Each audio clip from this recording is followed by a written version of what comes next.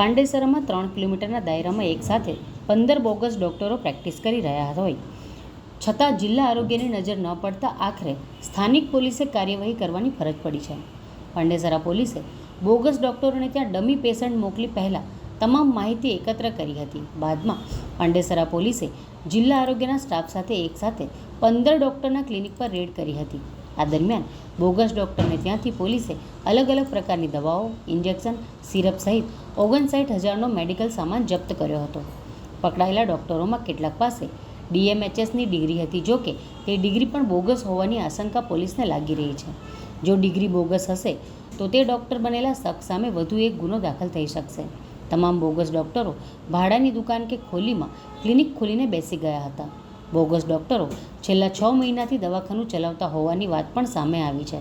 દરોડાને પગલે આ વિસ્તારના બોગસ તબીબોમાં ફફડાટ ફેલાયો છે. ડૉક્ટરો ભાડાની દુકાન કે ખોલીમાં ક્લિનિક ખોલીને બેસી ગયા હતા. બોગસ ડૉક્ટરો છેલ્લા 6 મહિનાથી દવાખાનું ચલાવતી હોવાની વાત સામે આવવાથી હાલ લોકો પણ ડૉક્ટરો પાસે જતા ગભરાઈ રહ્યા છે.